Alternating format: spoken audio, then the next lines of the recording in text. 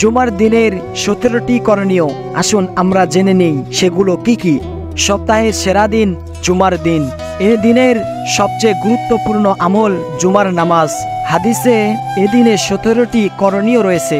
তা হলো নাম্বার 1 গোসল করা, নাম্বার 2 মিসওয়াক করা, নাম্বার 3 উত্তম পোশাক পরিধান করা, নাম্বার 4 সুগন্ধি ব্যবহার করা, নাম্বার 5 মসজিদে প্রবেশের পর অন্য মুসল্লিদের গায়ের ওপর দিয়ে টপকে সামনের দিকে না যাওয়া, নাম্বার 6 কাউকে উঠিয়ে দিয়ে সেখানে বসার চেষ্টা না করা, নাম্বার 7 নামাজের জন্য কোনো একটা জায়গাকে নির্দিষ্ট না করে রাখা, যেখানে যখন জায়গা পাওয়া যাবে সেখানেই নামাজ আদায় করা, নাম্বার 8 নির্ধারিত নামাজ আদায় করা, এমনকি ফরজ নামাজের আগে ও পরে 2-4 রাকাত নফল নামাজ আদায় করা, নাম্বার 9 গায়ে তেল ব্যবহার করা, নাম্বার 10 পায়ে হেঁটে মসজিদে যাওয়া, নাম্বার 11 মসজিদে যাওয়ার আগে কাঁচা পেঁয়াজ রসুন না খাওয়া, নাম্বার 12 ঘুমের ভাব হলে বসার জায়গা পরিবর্তন করা, নাম্বার 13 ইমামের খুতবা দেওয়া অবস্থায় 2 হাঁটু উঠিয়ে না বসা, নাম্বার 14 খুতবার সময় ইমামের কাছাকাছি বসা,